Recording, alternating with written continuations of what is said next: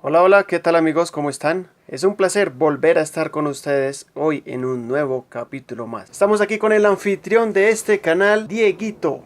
Yo soy Dieguito y este canal ha sido creado en nombre de él. Hola amigos. Bueno, en el día de hoy hemos hecho un capítulo especial, ya que hoy vamos a hablar de una espeluznante historia de terror. Sí, señores, vamos a mostrarles a ustedes una gran historia de terror, quien ha sido creada por el escritor argentino Mauro Crochet, el cual voy a dejar el link aquí abajo por si quieren agregarlo, darle un gran saludo a este gran escritor. Así que muy bien amigos, antes de empezar les pido por favor que tengan todas sus luces apagadas, estén en total silencio y si pueden utilizar sus audífonos sería mucho mejor. Así que bien, el día de hoy vamos a leer Historias aterradoras de Morgue 2, el extraño caso de la señora Lipson, escrito por Mauro Crochet. Milena Crow es una periodista e investigadora paranormal que recorre el mundo entrevistando a todas aquellas personas que afirman haber sido testigos de hechos sobrenaturales. En esta ocasión la entrevista es con Angela Lipson, forense de profesión, quien dice haber sufrido una extraña y aterradora experiencia en una morgue municipal. Anteriormente había trabajado en varias morgues y salas velatorias, pero aquella en particular me llamó de inmediato la atención. ¿Por qué? Era vieja, las paredes llenas de humedad y moho, y había un olor rancio y químicos fuertes a descomposición. Era horrible, pero más horrible eran las historias que se contaban. ¿Era la primera vez que usted trabajaba en el lugar? Sí, esa noche tenía que cubrir una vacante de urgencia. Me había llamado desde la misma morgue, ya que uno de los técnicos se había enfermado y había mucho trabajo en la morgue. La paga era buena. Yo en ese entonces estaba pagando la hipoteca de la casa, así que cualquier trabajo extra me venía bien. ¿Y qué se decía de esa morgue? ¿Cuáles historias contaban? Se decía que estaba embrujada, que era muy vieja y se hablaba de un famoso caso, de una chica que supuestamente había estado poseída por un demonio. La chica murió en su casa y le hicieron la autopsia en esa misma morgue. Mientras los técnicos la abrían y les traían los líquidos con las bombas inyectoras, pasaron muchas cosas. Las luces parpadeaban, el cadáver se movía en extraños rictus post-mortem. Incluso dicen que abrió los ojos y soltó una sustancia viscosa y negra por la boca. Los forenses pasaron una noche terrible y uno de ellos al día siguiente renunció y jamás se lo volvió a ver. Desde entonces se decía que por los pasillos de la morgue se podía ver la chica, vestida con un camisón como el día que murió, con el torso todo abierto y haciendo extraños ruidos con la boca, siempre a las 3 a.m., que se supone que es la hora del diablo. Entiendo, ¿todo eso le contaron sus colegas aquella noche? Sí. Fue una de las primeras cosas que me dijeron, que no tuviera miedo, que quizá iban a pasar cosas esa noche, pero que nada me iba a hacer daño a menos que mi mente lo permitiera. ¿Qué pensó usted entonces? Bueno, al principio pensé que me estaban tomando el pelo, que me estaba haciendo las típicas bromas que se le hacen a las novatas, pero luego vi las caras de seriedad y empecé a asustarme un poco. Llegaron las 10 de la noche y muchos de los técnicos que trabajaban allí se fueron porque su turno se había terminado. Solo quedamos 3, un chico de mi edad, joven y asustado, una mujer más experimentada que nos supervisaba y nos decía qué hacer, llamada Sandra López. Éramos la guardia nocturna y había mucho trabajo esa noche. ¿Cuándo exactamente comenzaron los sucesos extraños? Fue después del primer descanso, a eso de la 1:30 de la madrugada. Habíamos terminado, mi compañero y yo, con los primeros cuerpos. A mí me había tocado un anciano, a mi compañero un niño que se había ahogado en un lago. El chico tenía la piel azul y el anciano había sido encontrado muerto en su casa. Luego de una semana, así se imaginara el olor que había allí, debíamos trabajar con barbijo. Una vez concluido el trabajo, nos fuimos a la sala posterior y nos tomamos un café de la máquina para tomarnos un respiro. Yo veía a mi colega algo tembloroso, así que le pregunté qué pasaba. Y luego de algunas dudas, mi compañero me contó algo que me puso los pelos de punta.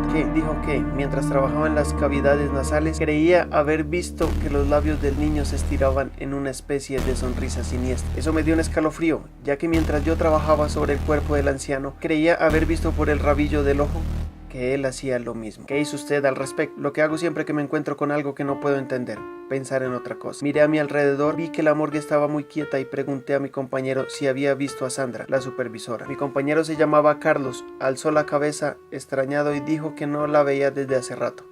Terminamos el café, comenzamos a buscarla ya que su desaparición en medio del trabajo no era normal. La buscamos en las otras salas y en los pasillos. Incluso mi compañero propuso bajar al sótano, pero yo me rehusé. Sandra no estaba por ningún lado, era como si se la hubiese tragado la tierra. Luego de unos minutos más de buscarla, decidimos regresar al trabajo, ya que había mucho que hacer. ¿A qué hora fue eso? Precisamente era eso lo que estaba por mencionarle. Eran las 2:30 de la madrugada, estábamos muy cerca de las 3, que era cuando supuestamente veía a la chica poseída. Yo estaba intranquila, sabía que estaban pasando cosas raras en ese lugar, pero de todas maneras decidí concentrarme en el nuevo cadáver.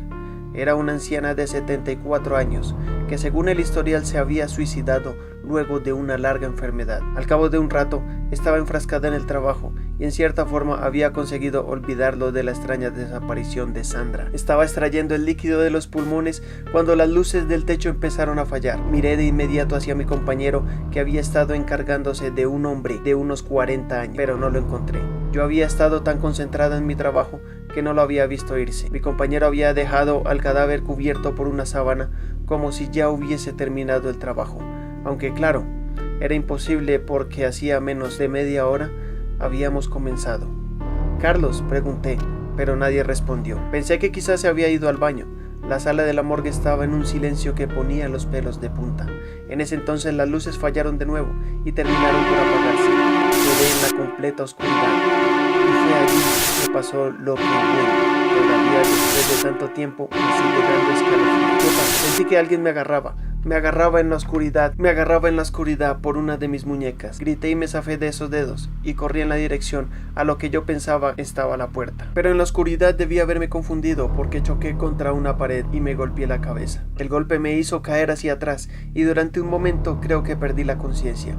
Cuando volví en mí, seguía esa oscuridad horrible, asfixiante, y se escuchaban ruidos, como si alguien se arrastrara en mi dirección muy lentamente. Me levanté y seguí tanteando en busca de la puerta, mientras a mi espalda ese ruido deslizante se acercaba cada vez más. Finalmente encontré el picaporte y salí de una sala de autopsias. Cerré la puerta detrás de mí y corrí a ciegas por el pasillo. La luz había vuelto aún. Comencé a sentir olor a humo, como si algo estuviera incendiándose. De inmediato pensé en el horno crematorio del sótano. También no sé por qué pensé en Sandra. Estaba intentando encontrar la salida en esa horrible oscuridad cuando escuché que una puerta se abría detrás de mí. No quise darme la vuelta, tuve un miedo horrible de hacerlo. Fue como un presentimiento, ¿sabe?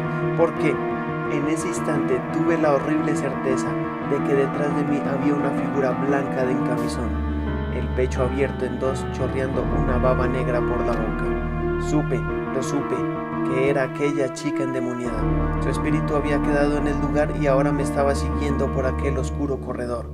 Seguí caminando cada vez más rápido, tanteando las paredes, temblando de miedo y llorando.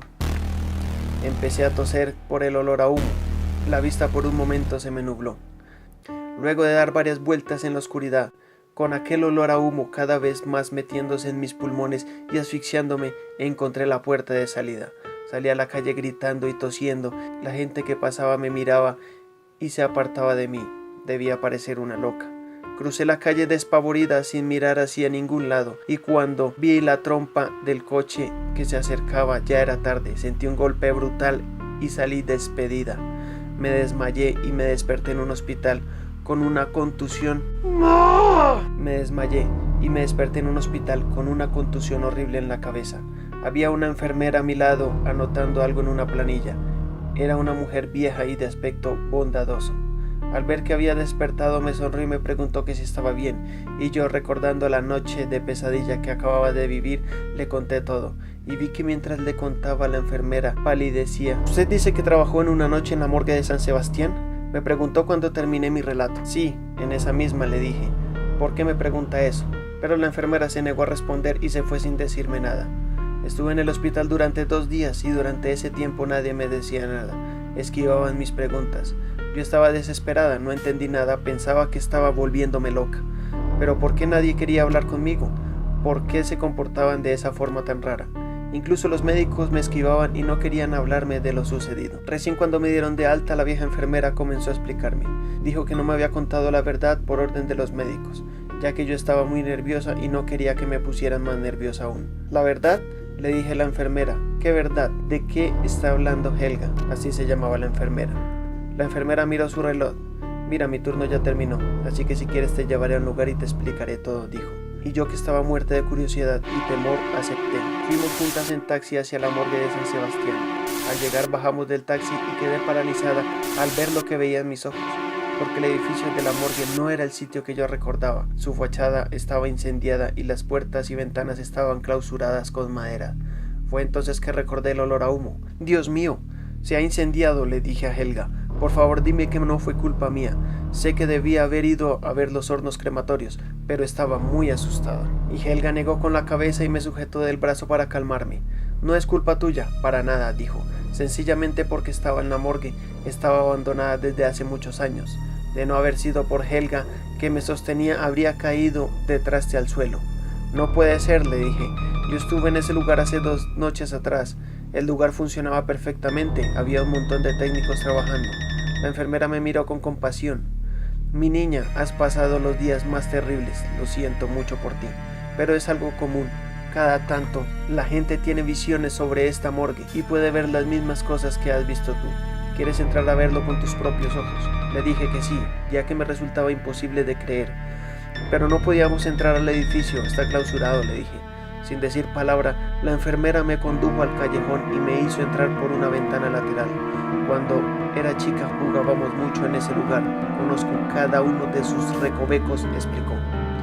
Entramos y la honda sensación de conmoción que sentí era indescriptible.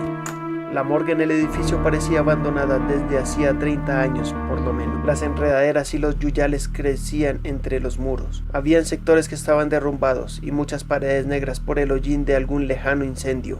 Comencé a sacar fotos, incapaz de creer lo que veía en mis ojos. Reconocí muchos lugares donde yo había estado. Aquí fue donde realicé la autopsia a la anciana. Aquí fue donde mis compañeros y yo tomamos un descanso para beber café. Aquí creo que es el pasillo donde percibí la presencia de la chica endemoniada. Mientras recorríamos el lugar en silencio, la enfermera me explicó todo. Dijo que la morgue de San Sebastián la incendiaron los mismos técnicos que trabajaban allí en la década de los 70. Se volvieron locos una noche todos juntos por motivos que nunca nadie logró descifrar. Cerraron todas las puertas, echaron un componente inflamable sobre las paredes e incendiaron los hornos. Ninguno de ellos sobrevivió. Pero, ¿y su compañero Carlos? ¿Y su supervisora Sandra López? A Carlos lo reconocí en una de las fotos del archivo municipal que vi tiempo después. Su nombre completo era Carlos Rosenberg y era uno de los técnicos que trabajaba en la morgue. Murió la misma noche del incendio. ¿Y Sandra? Sandra López, la antigua jefa de la morgue, fue la que, según investigaciones posteriores, bajó al sótano e incendió los hornos, desatando el incendio. Pero, ¿y la llamada? A través de la cual le ofrecieron el trabajo. Llamé a la compañía de teléfonos y nadie me había llamado ese día, a excepción de mi madre. ¿Alguna otra cosa que quiera agregar, señora Lipson? Sí, ni bien la enfermera Helga terminó de mostrarme el interior de la morgue, desapareció. ¿Desapareció? Sí, cuando me di vuelta para decirle algo, ella ya no estaba. De repente estaba sola en aquella morgue abandonada y me apresuré a salir de allí. Pero volví a verla unos días después, en la misma foto del archivo donde vi a Carlos Rosenberg. Había sido compañera de trabajo.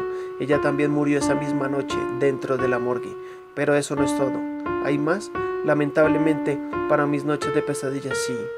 ¿Pudo ver detenidamente las fotos que pasé? Las vi por arriba ya que estaba concentrada en su relato, pero pienso analizarlas más tarde, pues yo le ahorraré el trabajo. Mire esto. ¿Vio algo raro?